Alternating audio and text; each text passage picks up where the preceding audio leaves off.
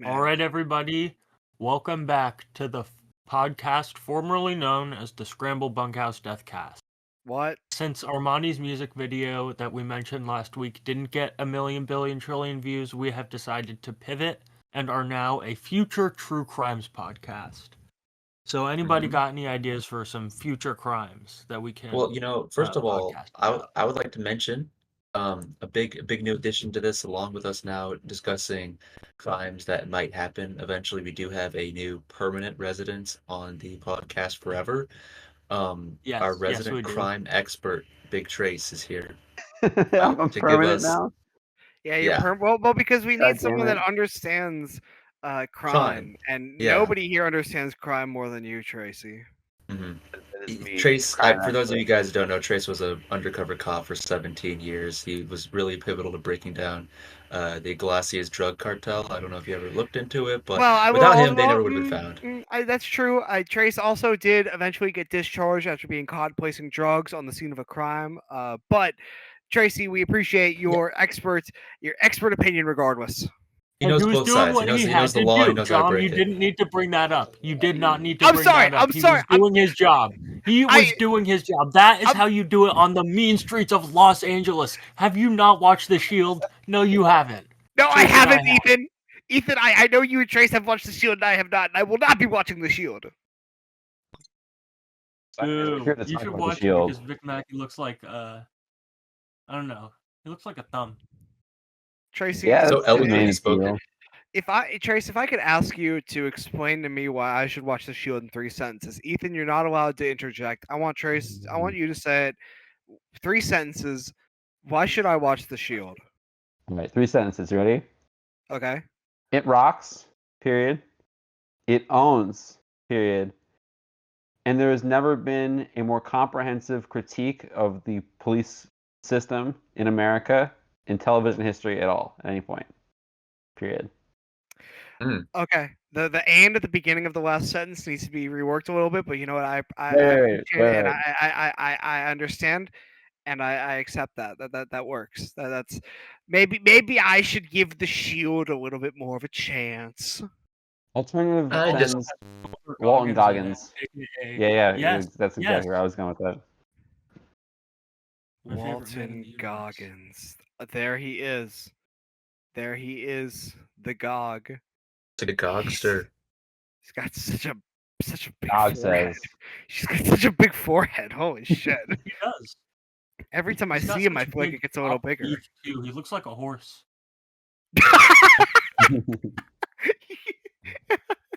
I don't think I see that. I mean, he looks like a creature of some kind, but I don't think horse is the way to go. Well, we when get he Centaur Walton laughs Goggins? in The Shield, it kind of looks like a horse. Oh, brother, tell us about the shield with you, man.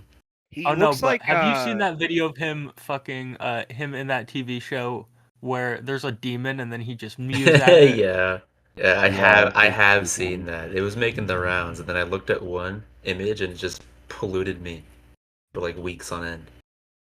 Walter Goggins looks like you know that one book series. It was like the who was, or what was it? Yes, I know exactly what you're talking about. Armstrong.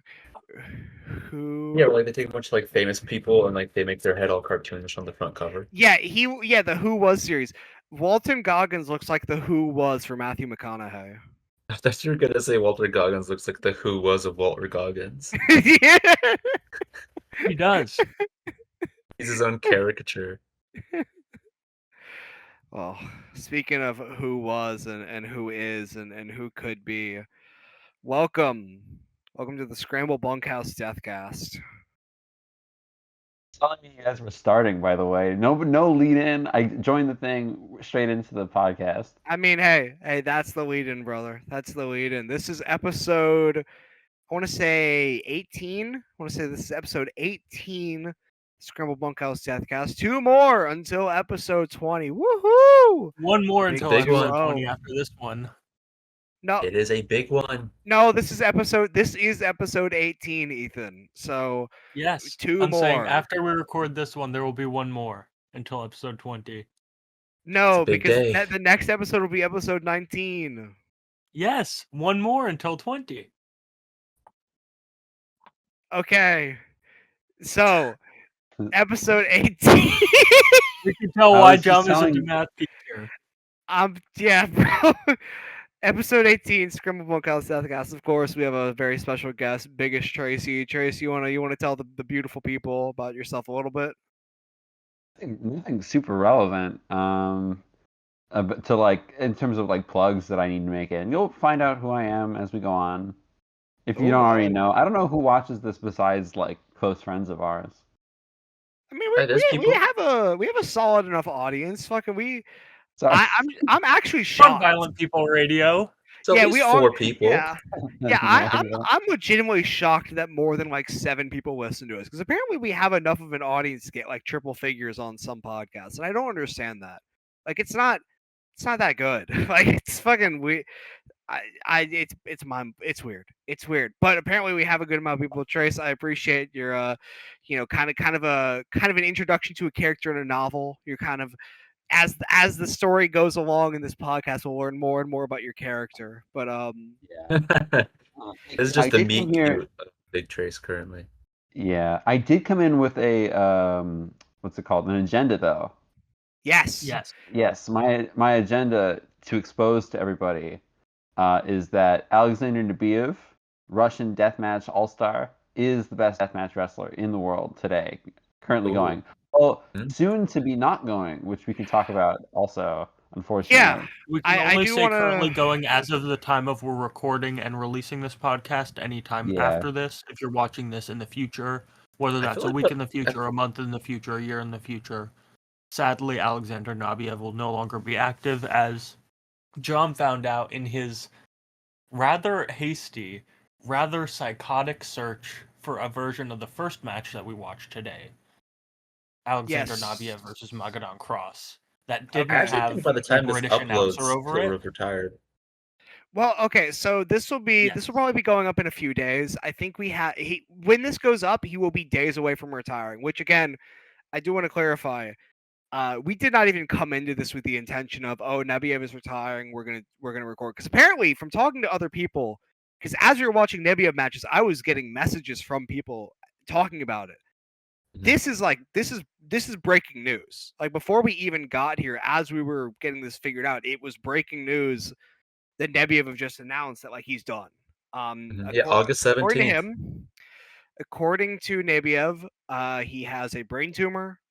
He's going through chemo, and in about a week, so yeah, pretty much 7 days, he will be retiring. We did not come into this with that knowledge. It was just something that we found in the process of trying to find a better version of the first match. And we can talk AKA more a about that non-British later. version of the first match. Yeah, we can talk more about that later, about what his retirement means. But it's kind of weird to think about, the ghost hanging over all of this that we're talking about. Is that Nebiev is that we're watching matches of a guy that's about to quit. Like, we are so close to his retirement. It's got a similar feeling. It's starting to really hit me that it kind of feels like the Makabe thing of, like, we're talking about this guy right now. We're talking about all the great shit he did, but, like, he's gonna be done soon, and he is done. But yeah, I'll just talk a little bit about the process with the first match. We usually do not talk about the process of actually watching the matches, but I think this one's worth bringing up. Because you went fucking insane. I did go Even- insane. Yeah. I For don't good even think reason. it was For good because. reason. Well, okay, I'll admit. So when we got the match, Trey sent me a link. It's the YouTube link to the match. We made sure it wasn't the Blake 0561 version, because Blake 0561 is a fucking hack, and I hate him, and everyone here hates him. And if you like him, I hate you.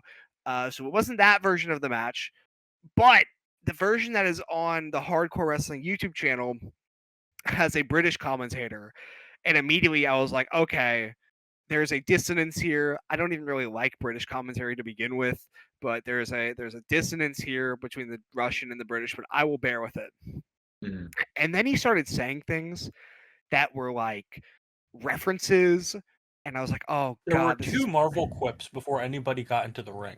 Yes, yeah, 2 Marvel clips, And then I think the breaking point for me, because at this point I had like stopped the match as we were watching multiple times to be like, hey, let me message someone to see if they know a better version of this. But I was gonna bear with it. And then Nebiev gets in the ring and he's like the camera pans over, you can see like thumbtacks, and he says, these are drawing pins, or as you may have heard, thumbtacks, if you were to Americanize them. But this is British commentary, and if you want to hear American commentary, oh well.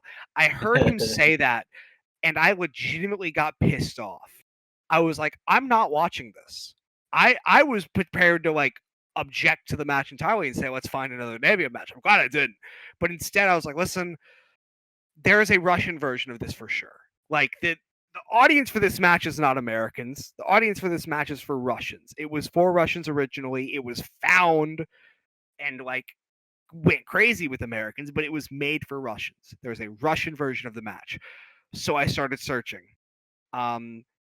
I think at a certain point I kind of lost. It wasn't even the British. At a certain point, the fact that it was a British commentary didn't matter. It's because Cake and Tracy and Ethan were calling me insane and saying that it did not exist and that I couldn't find it.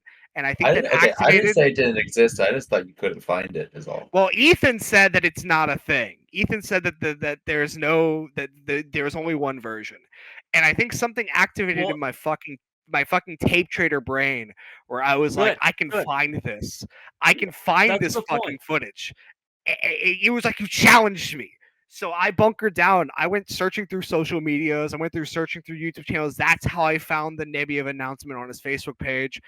And then I stumbled across the Gurky City Wrestling YouTube channel from like years ago that had a link to VK, which then reminded me, holy shit, we use VK for watching pirated wrestling, but for those guys, VK is just Facebook. So I went to the VK and I searched up GCW looking for Slavonic Violence, and I found it. I found their channel. I found the match with Russian commentary.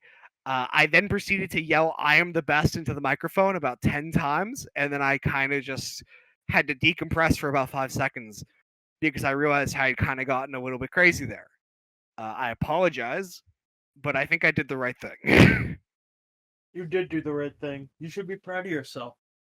Yeah. I was doing that exclusively to motivate you. I was using the Stephen A. Smith tactic. Nobody believes in you.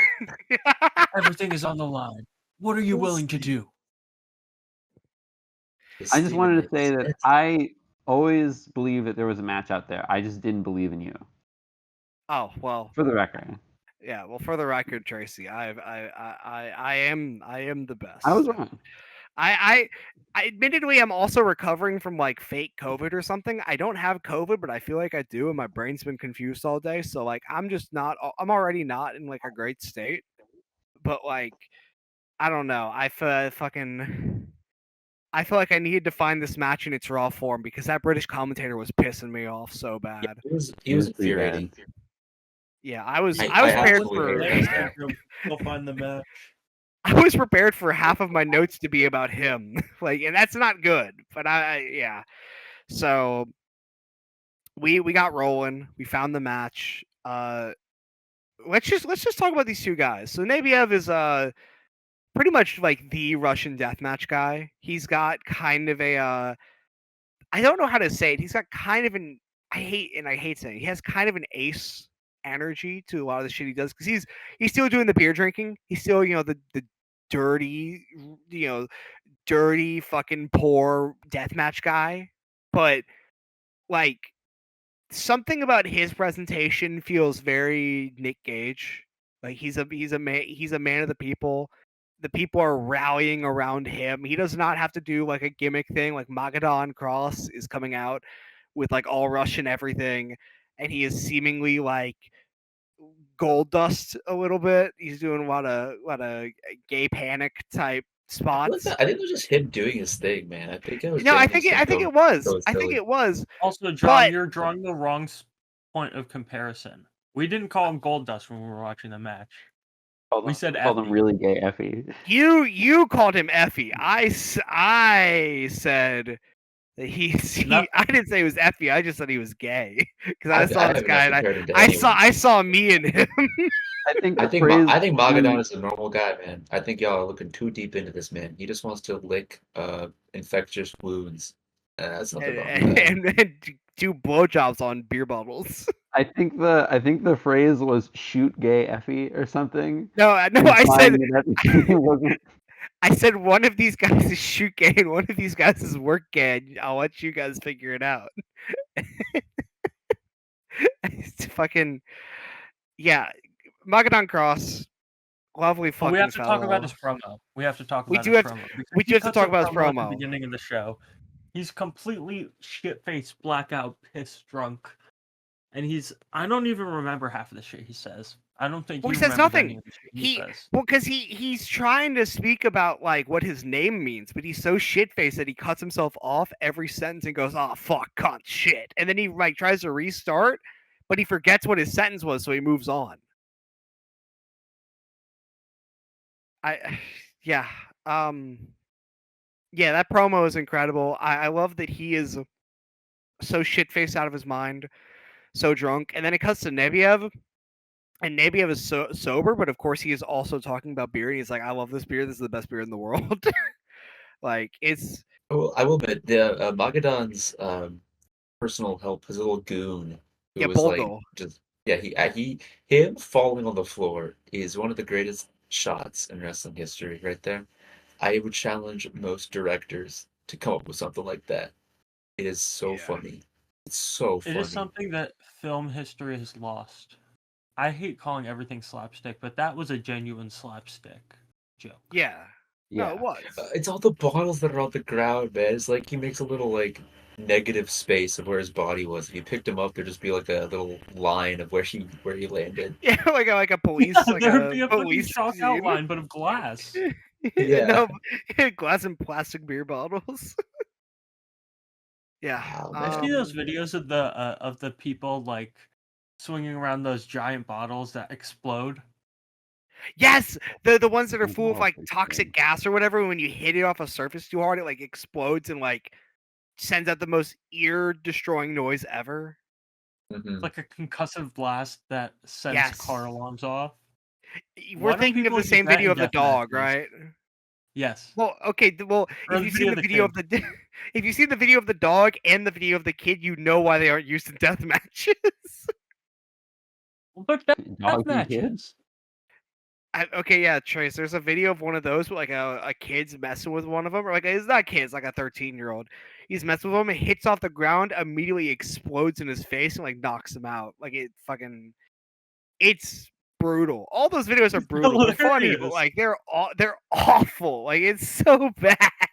We're just watching a guy get like brain damage. Speaking of That's brain not unlike what damage, we saw today. Yeah, not unlike what we saw today. Speaking of brain damage, this match is fucked. Both the matches are fucked, but this match is there's a different energy to both of these. We'll talk about more when we get to the other one. But this one is a real it feels like more of a traditional plunder match, but with a lot of the a lot of the roughness and the what's the word? A lot of the roughness and the passion that a lot of the Russian scene has, at least in the experience that I've seen, where a lot of these guys are not they're not doing it as cleanly as like some people in America would do it. But that adds a lot in my opinion. It feels a lot dirtier, a lot more ramshackled. Like these guys are really they're trying to hurt each other, but they're also trying to entertain. And there's kind of an element where I'm okay with that. I feel I understand what they're trying to do. They're trying to put on a show while sacrificing their bodies. But they're still trying to fuck each other up. You know, like this is it's like a barefoot death match, and they have little pallets of what were the Acorns. pallets again? Acorn. Well, it was There's one with acorns and pine bottle cones. caps. it was Pine pine cones. cones and bottle caps. You fucked me up. Pine cones and bottle caps, then thumbtacks, Okay. and then And bottle broken. glass. Yeah, broken glass from like Broken those bottle. Beer green bottle. bottles. Yeah, bottle glass. Yeah. These And then- things are yeah. they're like I don't even know how to describe them because they're not really pallets per se. They're like those little rectangles that a gardener would use to keep their soil in place. Yes. But they've taken it out of the ground and they put it on the mat, and that's how they're Yeah. keeping these things safe. So the guarding, if you will, the stuff that's keeping it together is just straight up wood. And honestly, the parts that were ugliest to me was just them landing on this wood errantly, because that that shit did not budge. No. Like, I'm sure landing on the glass was painful and the pine cones was painful, whatever, but those things would break and they would bend to you. Every time they stepped on the wood or fell on the wood, it just stayed the same. And that looked awful. Yeah. Did we mention that there was barbed wire on the ropes yet? Because that No, we did doesn't come not. up basically at all in the match. Yeah, and No, also, yeah, am I No, crazy or it did they did- not use that at all? never, Like, I- never, they not used, once. no, they used it once in the beginning. That's the first cut that. No. That was from the barbed wire bat that Magadon Cross brought in. That Oh wasn't from yeah, the you're right. actual wire around the ropes is never used. It's more of a threat than anything. Like you And were it's kind of barely a a threat. Everything else is more of a threat. yeah. It's It's more of more a decor. it's more of a set piece. Yeah. it helps with the mise en scene of the establishment. Yeah, it does. Yeah. I think my favorite thing about this match is how viscerally disturbing it is. I think at one point all of us just had that knee-jerk reaction of where you just felt that reaction in your body where you can't look at this. It's too disgusting. I don't want to see what a human body is capable of when it's getting stabbed with bamboo skewers at the wrong angle. I don't want to know Oh how God, deep yeah. the bamboo skewer went into his forehead. I don't want to know if his brain was cracked and is oozing out all over the canvas right now. But Yeah. this match Yeah. shows you all of that Well, you know, and more. the thing that I gotta say here about that is I find it interesting that you said that like that's the thing that stuck out the most to you, when to me that's all that this really has is the graphic gratuity of everything. Like of course that's gonna stick out to you. That's kind of all of this match has going for it. Like I'm not gonna lie. I think it's a very prolonged and very gnarly heat segment, and then it has the big crazy thing, and then it ends. I don't Yeah, I think will. there's yeah. I I don't will say know. that there are other There's a stuff lot in to this there. one. There was a lot of there was a narrative thread, at least for me, that I picked up on, where Magadan was every time Magadan would every time Nabiev came back, it was because Magadan did some stupid like try a Brody knee into thumbtacks or pine cones or whatever and missed and fell on his like whole body and wherever. Until it was basically a prolonged heat segment until the end. But I think the 5 minutes where Nabiev gets to hit all of his gross ass shit was probably the gnarliest point of the match by far, with all the needles. Yes, I Yeah. have in my notes written the exact phrase needle cheesing because at some point he just grabbed all the needles and started spamming them, like stabbing them in his cheeks and in his nose and everything. And this was predicated by, Ethan mentioned it, the moments that make you want to look away. There were two moments that made me want to look away, one of which was immediately before this, where I think it was, Magadon takes a syringe and stabs it into the heel of Nebiev's foot, and it's like all the way in there. And I can just imagine the pain. Like I've stepped on a thumbtack into the heel of my foot before. I felt like I was going through like I thought I was gonna die. I was like, this is legitimately like I can't even step. Your heel your foot, you're supporting all your weight with it. I can't even fucking do that. Like I cannot imagine what a full syringe through the heel of the foot can even feel like. God, not even the heel, like the middle part of your foot. Yeah. Yeah. But that leads into the needle cheesing and the DDT with the skewers in his head. I wrote down, I'm getting overstimulated by Alexander Nebiev. Yeah, it's just, and again, I mentioned there were two things. I do have to bring this up. We have to talk about it. It's very early on. The fork spot in this match Oh, is it's worse than basically every other fork spot I've seen, save for like I think I saw Abdullah do a like the most disgusting thing I've ever seen with a fork in like Puerto Rico. I mean, that's a given, But that's a given. He's the fork guy. But That's like Magadon, saying I've seen the greatest octopus hold ever outside of Antonio Inoki. yeah, fucking Magadan stabs Nebiev in the head with his fork and starts like slamming down on it and pushing it in. And he spends about 30 seconds straight trying to push the fork in more and more. You can see it. You can see it slowly getting deeper and deeper into his head. And it's actually just like it shouldn't be allowed. Like this shit should not. This isn't okay. Like I don't want to see this, and that's a lot of this match. It's me looking at this and going, this is disgusting. I don't want to see this, but I can't look away. And Cake is right. I think I mentioned it at one point too, where I said, this entire match is based on the idea that Magadan is in control until he slips up for a second. Nabiev takes advantage, and very soon after, Magadan just gets back in control. It is, for lack of a better term, a 20-minute long heat segment. But I think a lot of really great matches are 20-minute long heat segments. I think that a lot of really wonderful matches have someone's distinctively in control. Like they are by far the one who has everything under control. I don't think that's entirely a fault with this match. I do also kind of agree that like this match does not stand out to me as much as some other Russian death matches I've seen, partially because this is a more traditional plunder match. They do some crazy shit. They do a ton of crazy shit. But I've also seen a ton of crazy shit. Yeah, that's kind of what I'm getting at. I don't think that of course, structure good. What? No way. Like, of course, like having heat is like, okay, yeah, no, duh. That's not the argument. The argument that I'm putting here is like, yeah, it is great to have structure, to have someone obviously notably on top until they're not anymore, because that's just like, opening, shine, heat, comeback, finish. Like that's just the way it goes. But when you're like, I think when you're investigating stuff this far out into the trenches, like when you're this deep in the paint that you're watching Russian death matches on Russian Facebook, just to ignore the British guy on YouTube, when you're that far into the tunnel and it's mostly like sickening stuff and not much else, I think it's a little disappointing. Because at this point, where you're at as a person watching this stuff, I'm not gonna say it's like diminishing returns or anything. It's just very, and it's gonna sound insane. It feels very blasé. Like for the scene that is a part of. That. Counter argument: should we be in the depths of Russian Facebook for character work in this death match?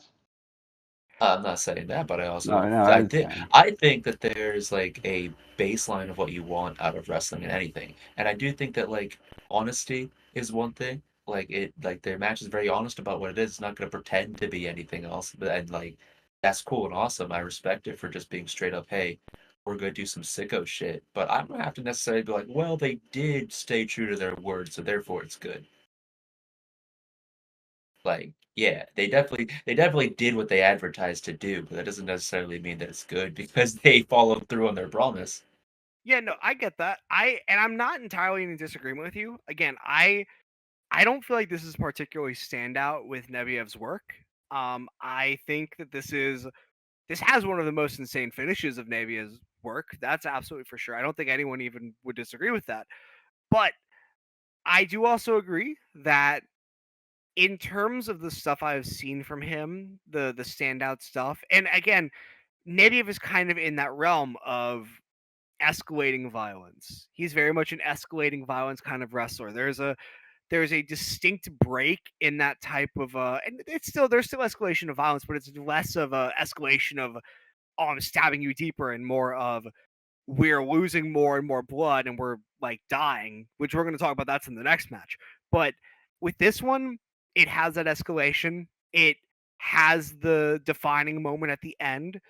There's another Native match that's pretty famous because I think he just takes a razor blade and stabs someone in the head, and it looks like if you've ever seen the Spider Boudreaux incident with John Rare where he got stabbed with a box cutter, it's basically just that in Russia. Nabiev is a guy that's very much a violence escalator type of wrestler where he will get more violent and will get more visually grotesque. stuff with like the skewers and the syringes and everything. The more and more and more. And I don't love that with death matches. I'm a mixed bag when it comes to plunder. I think it's a mix of violence and creativity for me. I think when you have an incredibly violent plunder match, that's good. Like I think this match is sick. I think this match is kind of lacking in creativity. Because I think outside of the pine cones, this feels like it has every element of every other death match of its era. It's not particularly reinventing the wheel. It's happening in Russia. The ring is doing a lot of work. The environment's doing a lot of work. But the actual match itself, for the most part, is just sicko shit. It's just stuff you would see. Like I could see this in IWA Deep South. Like I could pull up an I can see it IWA on Deep South Live. show right now and see it. Again, I think this match is really sick. I fuck with it a lot. I think both of these guys are good. I think the promos before the match helped a lot with me caring about them. Because I think Magadan, I was a lot more interested in him because I saw that fucking promo and was like, and I saw him with the Russian flag. He was basically just like a hardcore American patriot, except Russian. So like a hardcore Russian patriot. Just Yeah. like he fucking. I was into his shit a lot, and Nabi is the fucking guy. And him post match after the spot, which I guess we can mention in a second, we'll go over that. But after the spot, he is taking pictures with fans. Like I'm like, this guy's awesome. This guy's good. He's like in his underwear and he's taking pictures with the fans. But there's not a ton to hold on to this, at least for me. This is a match that I enjoyed a lot. But it's not there outside of the ending spot. I'm not really going to take much away. It's I definitely think more. I am going to take something sorry, away go from ahead. this. Oh, sorry. No, you go ahead. I was going to say, I do think I am going to take away that I have limits in what death matches can truly like offer me, or to what extent of violence I think is interesting versus what I'm like, oh my god. Because there's something different between like violent maximalism and something like Sami Callihan versus Danny Havoc versus this match. And I definitely think I prefer Callihan Havoc, but this match does have some interesting stuff going for it, specifically the ring and some of the weapons that they bring in. But I don't know. I haven't seen a lot of Nabiev, but I watched this match a while ago because of the fire incident, and I came away with the same idea. Like, it was pretty interesting, but the ending spot was everything. Let me just say, my main takeaway is it makes the second match that we have lined up look way better because I love the second match. I will say I just interrupt. I feel really bad because Trace, you brought this match in. I want you to have the floor for a second just to argue for this match because this is the match that you brought in, and then I was like, let's watch another Nabiev match. That was the Slavic Hospital. But again, I fuck with this match a good amount. Trace, what are your thoughts on this match as a whole and on the slander that has been thrown towards it so far? Right. All right. Slander aside, I think maybe I brought this match in because I thought it was sick and disgusting. I guess bringing it in after you guys watched, I believe it was Shibata Akiyama last week. This is not like my pick for like greatest match of all time or anything. Not even greatest death match of all time. I don't think it hits those peaks either. But what I will say is that for my original case, that Alexander Nabiev is one of the best, if not the best, deathmatch wrestler in the world going right now. Is that one, the field for best deathmatch wrestler, in my opinion, is pretty weak. Oh yeah, absolutely. Yeah, it's not like we're not talking about like Danny Havoc anymore. You know what I mean? We're talking about like 2024 Nick Gage or whoever. Alex Colon. Alex Colon, yeah. Matt Tremont, who hasn't wrestled in a year. Oh my Matt God, Matt Tremont, who is Kane. Yeah.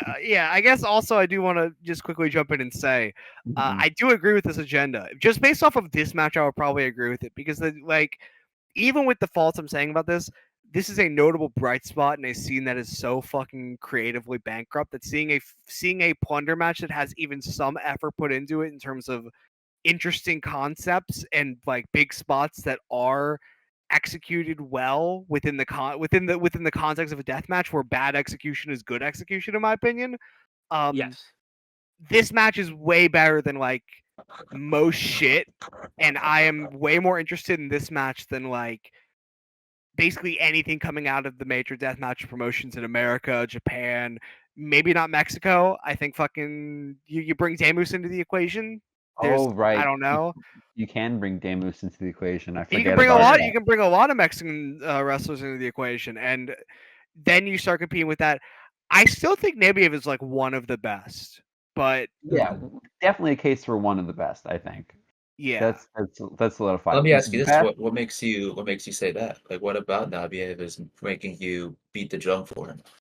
Well, I will say part of the equation goes into part of what I was going to say was going to come later into when we talked about the second match. But what's it called? I think that the structure that goes into even something as simple as like shit heel jumps, heroic babyface before eating shit at the end with little sprinkles of hope spots in there. Plus with the violence turned out like that's a very simple concept. But with the violence turned up to like maybe not the complete max, but like into the upper levels of what deathmatch can offer.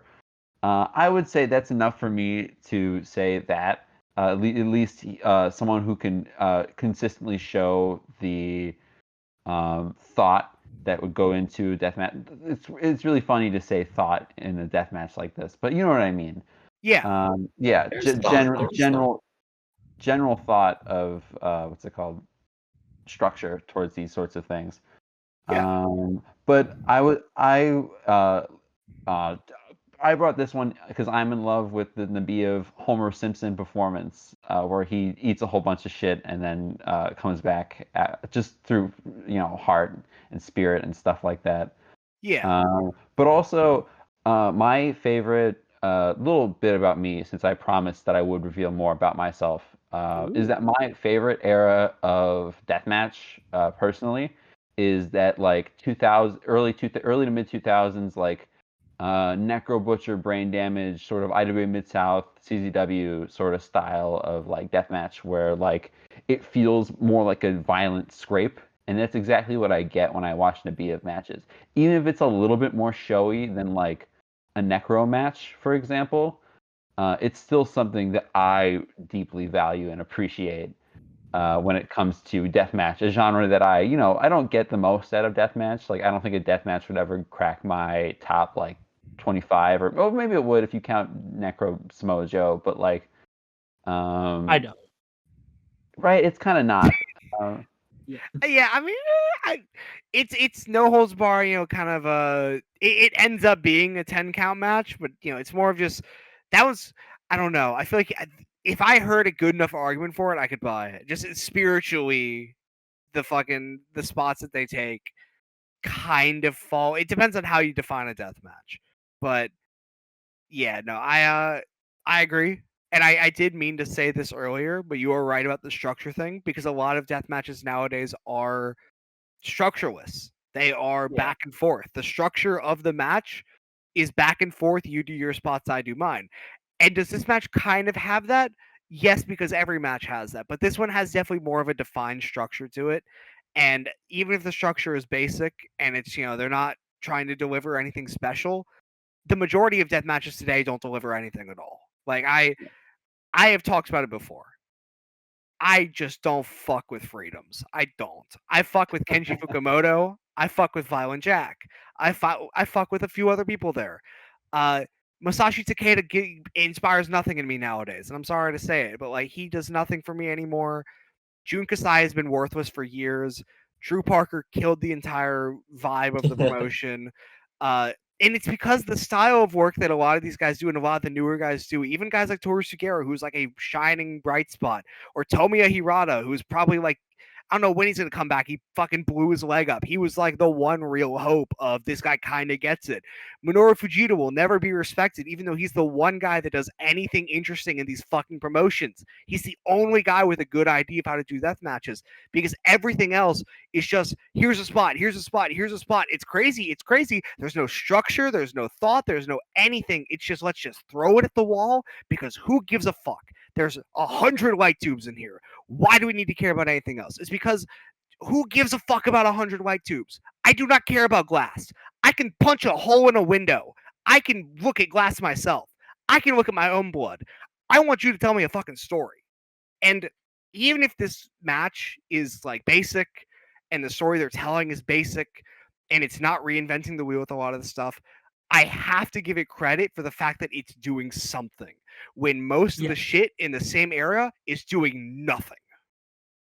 I Very completely agree. It's a breath. It's a breath of fresh air for me, at least in a scene that is so suffocated with garbage and structureless efforts. Even if the violence is turned up supposedly to the max, I think this gets even. I think this gets even more out of like, because I've seen 100 light tube matches that I've winced a little at, but nothing like where they get down and dirty with forks and skewers and fire and all that, like in the way that like, for example, this match gets, or how Nabiev gets usually, and Nabiev gets so much more out of so much like, I guess not. It's hard to say nothing. He doesn't get much out of, like, because it's not nothing. You're still using a whole bunch of. At the end of the day, death matches, like, they're shortcuts, But what's it called? In this case, he's getting a lot out of, compared to the rest of the scene, and how much money and production are spent on these like 1,000 light tube death matches with the big cages and the bigger fireworks per se. He gets a lot more out of a lot less. Yeah. That's a long form, a little rambly answer for Cake on how I think Nabiev is one of the better wrestlers of his scene. And I agree with that. I think it's the second match that we have that really showcases that more than this one. Yes. I think so too. Yes. So that second match, God fucking, I've been wanting to talk about this match for a while on the podcast. I'll be honest. I'm glad the second you said Nabiev, I knew Ethan was gonna say it, but if he didn't, I was gonna say we need to do double feature, because if you're not bringing this match in, we got to talk about this match. It is the Slavic Hospital death match. Professor Nabiev versus Young Sanchez. So a little bit of let's set the scene here. We come in and Nebiev is in a lab coat because he's a professor, and he's here to talk about wrestling, his ideology on wrestling, the history of wrestling. He talks about how well, we don't see a lot of it because it's fast forwarded. Like, we don't fast forward through it. The video itself fast forwards through it. They even have a SpongeBob clip of 200 years a day there. But like, it comes in 2000. You're right. It comes in and Nevio is like, at the turn of the 21st century, they're still holding on to wrestling as being wrestling, but the emphasis is on show. Like, he says the word show. And he's talking about all that. And then Young Sanchez comes in. And I don't know if I can. I'm not gonna say what he said, but he said a really bad word. He said, "You're a pejorative that has been thrown at the people that people that like the same gender." I've had the word thrown at me. It's fucking. It's a word that you can't really say. He throws that shit like nothing. He calls him lame, and then he picks up a plastic bin with a bunch of shit in it, throws it at his head, and then the best part is it just goes. It just goes instantly. It goes, and then fucking. It's just okay. I'm gonna say this, and I know making comparisons to other matches is, it's kind of a little passe. It's kind of a little. We kind of try to avoid that because it's kind of the easy thing to do. This is the closest that a death match, in my opinion, has ever come to feeling like Ono Ikeda in terms of complete unrelenting action. Like, this is an unrelenting match. It is. what's the name of the thing from it's the shit that they inject into like people that are like overdosing. There's a scene in Pulp Fiction. Narcan. Narcan. It is the wrestling equivalent to being shot up with Narcan. Like I watched this match and I feel like I am filled with life. Like it is pumping me so full of adrenaline because it doesn't let up. At no point does it let up. And this is a side agenda that I will push at a future date when we talk about like Dove Pro or some shit. But like when the guy in the background starts playing music on the fucking acoustic guitar, and he's screaming his heart out. It's like the Russian dude. Like I was talking about this earlier when we were talking about what Navia was dressed like. He feels very Andrew Jackson Jihad-esque with the way he's just screaming and playing the acoustic. And I'm like, this is like live music during wrestling is the coolest shit ever. And he's playing the perfect music for this match. This is a match where these guys just beat the fuck out of each other. And it is in a way a plunder match, but it's less of a plunder as in let me grab this weapon that has been set up for this match and more of I see something within the reach of my sphere. I'm able to reach out and grab this, and I think if I hit it against you, it will fucking hurt. So let me grab it right now and hit it against you as hard as I can. It is less deathmatch and more fight that is escalating in a scary way. Of no longer fists, I am going to try and gravely injure you with any object I can get my hands on. What I love so much about the guitar guy, and more boiler room brawl. Yeah. What I love so much about the guitar guy too is that you could just feel that he doesn't even really like care that the wrestling is even going on right now. He's in his own little world. Yeah, He's just like dude, he's having a great time. Yeah. He's playing his guitar. He has no care for anything going on right now. He's just having a blast. And it's like it's like a little isolation of this one dude just like going to town while these other guys are trying to kill each other. And genuinely, they take every inch of that room for granted. They go as far as they possibly can within a confined space. Yeah. They go to the walls, they go to the windows, they go to the desk, they go to the door. Like they make go sure from the that window to the wall. they make sure that every square inch of that building, we see it at least once. And they just do the most insane stuff every single time. Yeah. Some things that I took note of. The first bump into something in the environment is Nebiev throwing Sanchez's head into the door, and I forgot because part of me was like, because I did not remember what the door actually like, what the impact looked like. I was like, oh, does he crack the door or something? No, the door does not crack. And it's kind of like the moment when you shoot a paintball at someone and the paintball actually doesn't explode. And in the moment, you're like, oh, it didn't explode.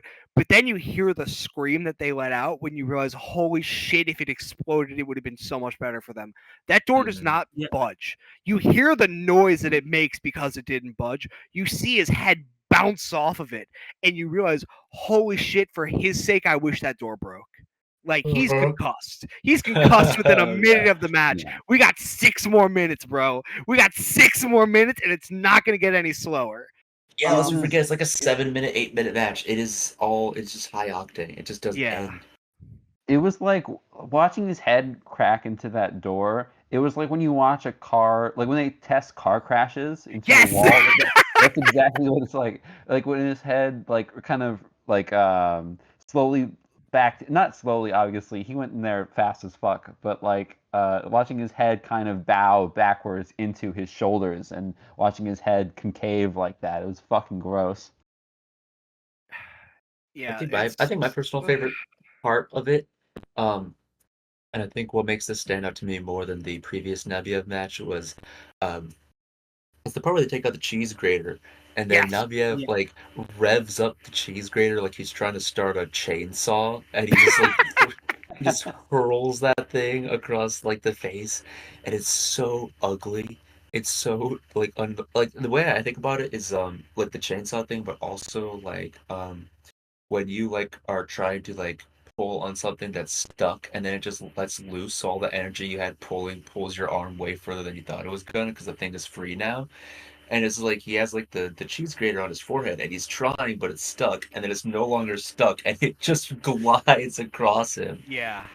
And I think this match is what I think to me makes Nabiev so good is that aspect of everything going as extreme as it can. And it doesn't feel like prolonged pain. It just feels like relentless pain. And that's a totally different like emotion and feeling. Yeah. Fucking cheese grater is horrific, as you said. I was actually even going to mention like the way he handles that cheese grater is like the way I get like a lawnmower running, because we still have one of those fucking old lawnmowers, because there's a lot of them Yeah, nowadays. Where, like exactly. you hit the switch and it just goes. Like I had the pull one. You had to pull on the string to get the engine going. Like it felt a lot like that. Um, Dayong Sanchez, you can tell, is a like Nebiev is very much of the mindset of someone like Necro Butcher. The only good thing that British commentator said is during the Nebiev entrance, he mentioned that Necro Butcher is Nebiev's hero. And you can kind of And tell in all this match, especially with his where punches, with his punches, with with the his way punches he so much. approaches a lot of the stuff. I think another thing with the comparison to Necro Butcher is that Necro Butcher was also a pretty unrelenting wrestler too. Like I Yeah, was gonna say he still is, but he is also retired now. I forgot the fucking Japan thing. Um, when he was active, Necro Butcher was unrelenting. When he had an opportunity to inflict violence, he would really like milk it for all it's worth. And that's how Nabiev is here. He's doing everything he can in his singular moments. And Sanchez is definitely more of a modern wrestling mindset. I can just tell from the way he throws a couple of his strikes. But it's kind of like he's been put into a situation where if he does not fight back properly, he will die.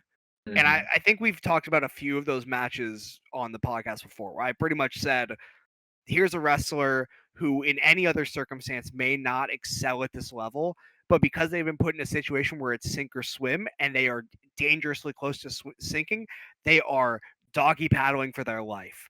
That is Dayong Sanchez. I think in another situation, I may not love him. I may see his striking or the way he does shit, and I may go, he's fine. In this I think match, where he's getting like killed and he has to fight back properly, he does shit like throw the fucking bin at Nebiev's head. He does shit like throwing these hard kicks to the head, which theoretically look like he should be worked, but you can tell he's making sure they're making connection. Like he's fighting. this There, definitely feels more like um, Nabiev's take on a Necro Butcher match, whereas like a lot of modern deathmatch wrestlers will do well, like a weapons brawl, where the focus of it is on weapons that they have, and they or incorporate weapons into their. Well, it feels very intentional. Yeah. Whereas this match feels very much like how Necro matches, like the peak canon, like Necro matches in like the old IWA Mid South, like King of the Death tournaments, where it feels like there is a brawl going on, and there happens to be weapons around, and they just happen to hit them with, like, hit each other with them. You know, it never feels like they have a big grand plan for how this match is going to go, and I think that's what makes part of it so great. Yeah. you know what it feels like? It doesn't even feel like there's a brawl going on and there just happen to be weapons around. It feels like some guy was bringing his random shit around to have like a lecture, and then a brawl broke out. Yeah. I think about this match, like another thing about it to me that again makes it better than the other one and just better than a lot of deathmatch stuff for me is like there's so much like unbelievable imagery in it, but not in like the gratuitous violence sense. Like I'm not like, oh my goodness, there's 17 light tubes all on this one guy's forehead. They're sticking syringes and they're blading like crazy. I think of it more in the sense of like you just see something and you're like, dude, in what reality could anyone have even thought to do that ever? Like, Yeah. when Sanchez like does like a Trouble in Paradise kick with a keyboard to Yeah. Naviev's head, or the part where just a actual honest to God monk shows up and just Yes, watches the the monk. I Yeah, was editing for a waiting to talk about moment. the monk. A man of a friar temple. actually, a Yeah, a friar. friar. A man of a holy temple appears in the background right at the end of it. And just like all these like other small details. The fact that like when Sanchez gets thrown onto the wall, like a Minecraft pixel of blood is on the wall in like a perfect Yes. square, and then nothing else. Like there's so many small things that make you feel like someone managed to record the first ever dream and published it on YouTube. But like, I don't know. That's how I feel watching it, and like that's something that you can only really get in these specific scenarios where like these things just kind of happen. These guys are just like, I've got an idea, and the other guy's like, oh yeah, and then before they can even explain the idea, they just do it, and the other guy just has to watch as they do it. Yeah. I don't know. That's what I take away from it. And I do want to say, mentioning Necro and talking about him reminds me of like the biggest thing of why I love this match and why it feels so different from a lot of other death matches. But it also, even though it's pretty different from a lot of Necro matches, it feels strikingly similar in character. I think a lot of death matches nowadays, and Tracy brought it up and he made a very good point about it. A lot of matches nowadays, the weapons are planned and they feel planned. There is a level of organization that is put into creating these weapons, into putting them in the right place. There are a lot of times spots in the match where you are watching them assemble it, and you see that, and part of your brain is like, okay, I understand what they're doing, but it also has always slightly taken me out because the focus of Hmm. the match goes from being on the action and on the wrestlers. The focus is no longer on the wrestlers, it's on the weapons they're using.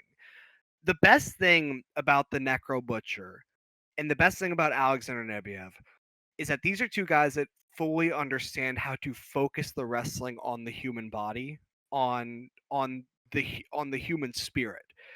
Uh, this is not a match where the focus is the weapons. Are the weapons incredible? Yes. When they use weapons, is it striking? Yes. But the thing that sticks with me, the thing that sticks with me when this match is over, is that Nebiev and Sanchez, as the match goes on, become more groggy. It becomes harder for them to hold a grip. It becomes harder for them to rush at each other. When they get their hands on each other, they go wild, but it becomes harder to get their hands on each other because the mind is fuzzy. The eyes are What kind the of fuck's in the fading. They're fucking getting head? dizzy. They've got so many concussions and they're losing blood and everything. And you can see the physical effect on them. Necro Butcher in the Samoa Joe match is only as good as he is because he spends half of the match showing that he is getting worse and worse for wear.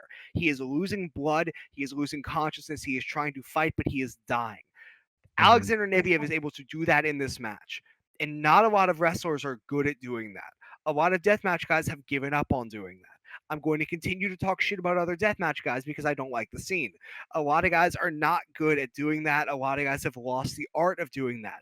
It was a thing that a lot of people, even in the fucking 2000s, which was the peak of the scene in America. There's so many great wrestlers from that time. A lot of them were not that good at doing that. The reason Necro Butcher stands out so well is because he had a perfect understanding of it. In this match, I feel like Alexander Nebiev is maybe the closest person in the entire 21st century to actually understanding Necro Butcher's ideology on the slow, painful degradation of the human body in a death match. The focus of a death match is not on the weapons, it is not on the actual spots. The focus of the death match is when does the body break? Hmm. The body breaks for Nebiev in this match right at the end when he is not even one because Dayong Sanchez just walks away. The body breaks when he lays down on the ground with his beer and he's not able to get up. You can see him looking around, dazed and confused. He is not moving. The guy with the guitar is still playing, and he's just on the floor. He theoretically from that position, the way he looks, he's not getting up for a while. The spirit has won. He won the match, but everything else about him is broken. That is deathmatch wrestling to me. That is all deathmatch wrestling should be, and that's all deathmatch wrestling that is good will be. And that is why this match is genuinely one of the best matches I've ever fucking seen. I love this match, man. Yeah, So it's good. it's so good.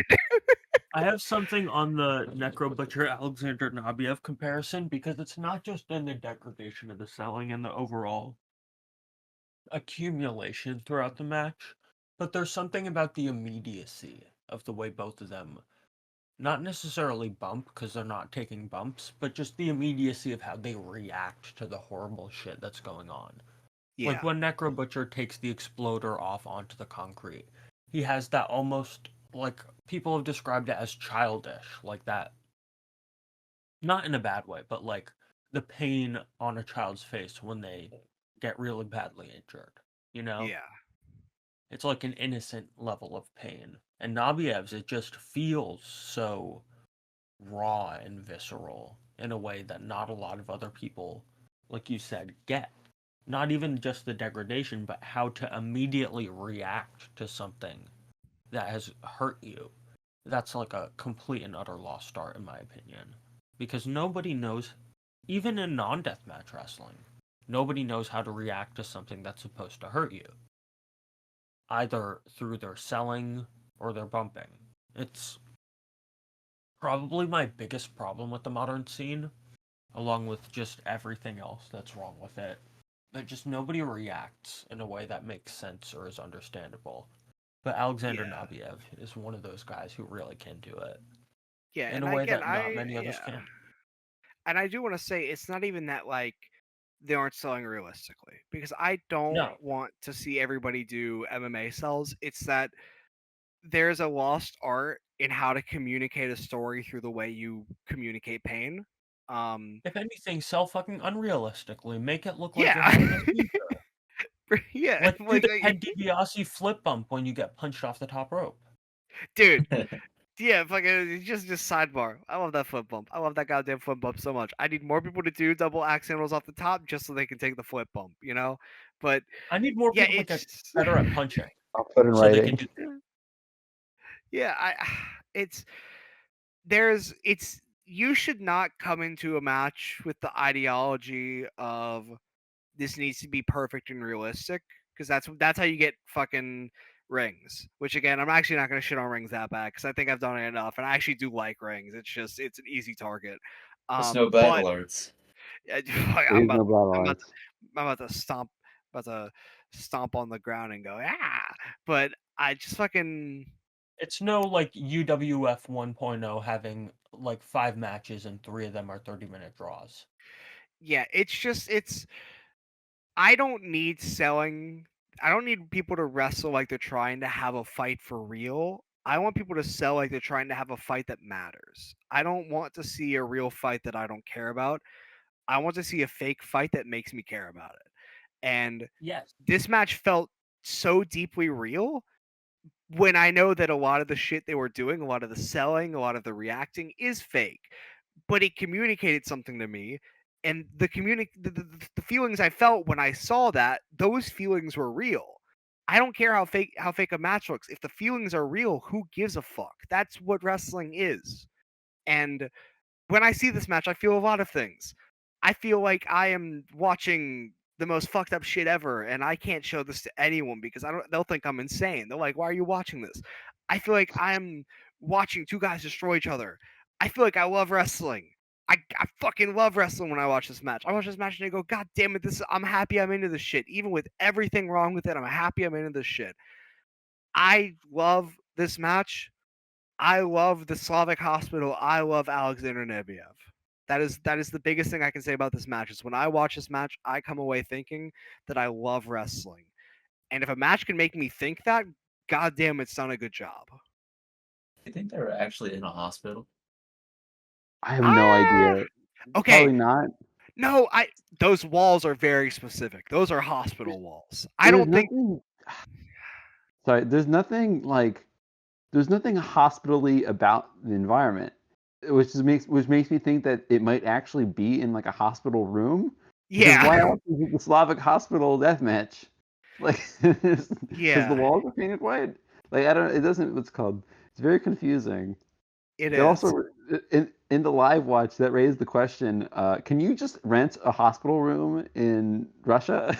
So I would like to posit the possibility that maybe it was an abandoned hospital, because there are absolutely there are absolutely many. Why would there be like working energy in an abandoned hospital?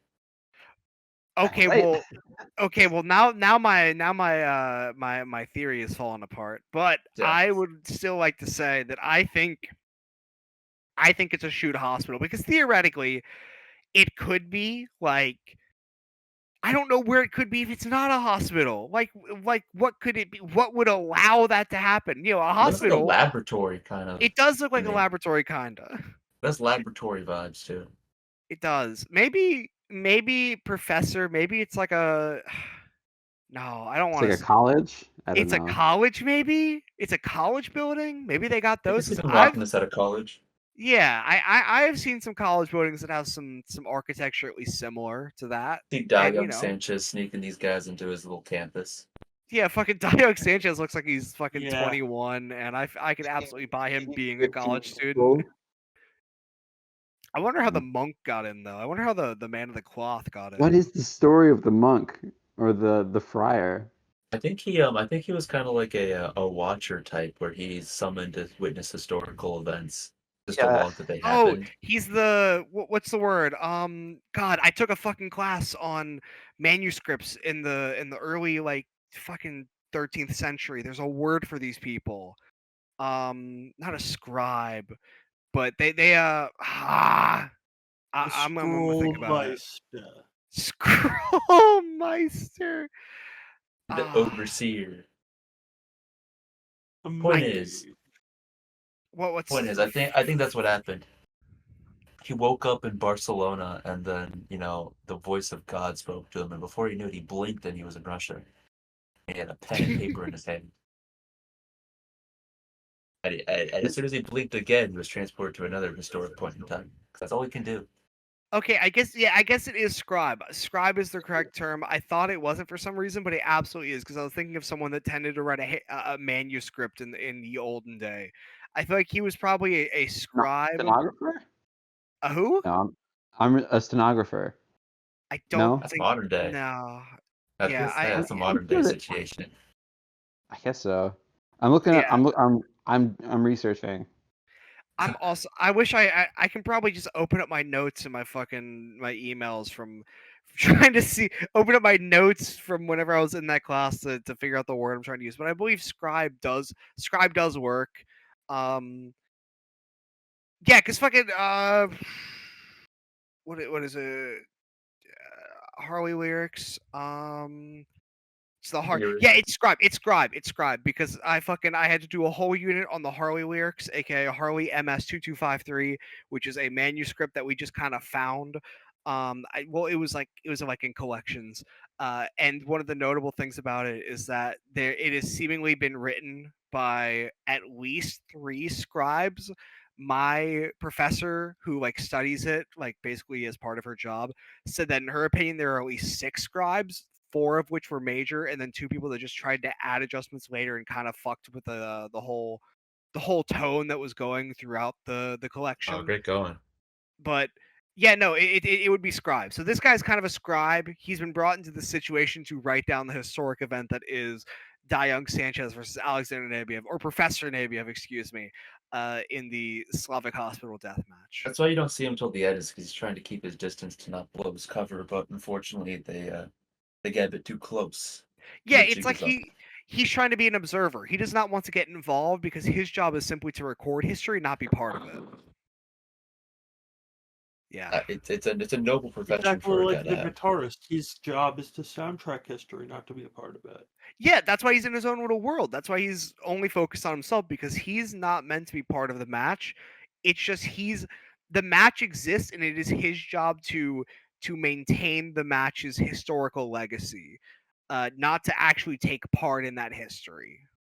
This has all got me thinking. A Renaissance Fair deathmatch would fucking kill. Yeah, actually, you know what? I was gonna. Yeah. Actually, Live I still think the random part of a forest death match has Yes! some leg to Yes, it. random part of it for it. I was gonna that bring on- that up. That we need to talk about the theoretical. What it was because of the fucking pine cones, but we talked about Yeah, it was the pine cones. the woodland forest death match, where we theoretically it would be a death match but only using items found in the woods. So maybe a pile of stones, a good pile of pine cones, of course. Poison Maybe ivy with which to rub on poison someone. ivy. Holy shit! Oh my god. Like maybe like a piece of wood, just a random Honestly, piece of poison wood. ivy would suck. That'd be the most miserable spot I could think of. Dude, That would be terrible, dude. it's like a barbed wire board, but instead of the barbed wire, it's poison ivy, and you like Yeah. that's legitimate like chemical damage lasting effect for like a week. You take a back bump on that, you are not sleeping. ever. You're done Oh. sleep. You gotta sleep standing up. I was gonna had say you poison staple ivy. it to like somebody's body, but a staple is not a Oh, woodland object. yeah. Well, you could make a. You get some You could get molasses, you get some honey. yeah, tree sap. Get some tree Yeah. sap. Some tree Slather it on there. They will land on the poison ivy that has the tree sap on top. It's stuck to their back, dude. You can do a Someone- Taipei deathmatch with the Taipei deathmatch with tree sap and pine cones. Oh, It's tree a sap, smashed up pine cones. tree sap and gravel. Stick your hand into the. Oh no. Dude, we got to get somebody on this. Someone needs to get the phone to Minoru Fujita now because he's the only guy that'd be willing to do this. He would see the Squirrel vision. running. Get Nabiev and Minoru Fujita on the phone. They'd be willing to do it. In my mind, I'm also envisioning that for whatever reason they put in the time and effort to actually get like a fully functional ring in the middle of the woods too. Like Would it- like a professional ring, like an actual real one that's just in the middle of literally this That would be random beautiful. woodland area.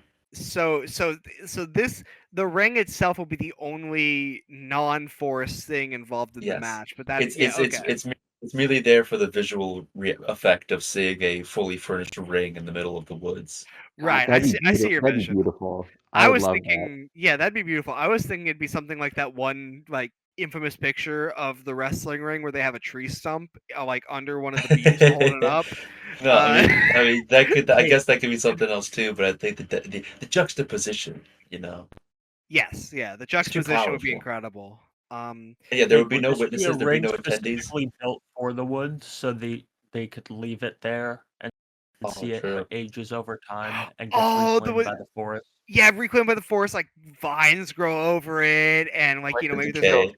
there's a Like a tree. brutalist ring. Yeah, Kudzu takes over. the kudzu takes Yes. over the ring. Dude, kudzu invasion deathmatch. Dude, Kudzu ring would be crazy. Imagine seeing isn't it crazy that we just have like an everything eater vine growing in the south that everyone's just like, well, that's just the way it is around here. Dude, It's you crazy. don't understand, okay? I No, see there's kudzu. Kudzu in Washington. No, I gotta tell I know. There's kudzu It's just everywhere, so but good. listen, I've been to some areas of my state where it's all kudzu. It's nothing but kudzu. It is like a scary sight when you look at what used to be a bountiful hill with vegetation and shit, and it's just all the same shade of green because it's all kudzu, and you're like, holy fuck, the land's being eaten alive in front of my eyes.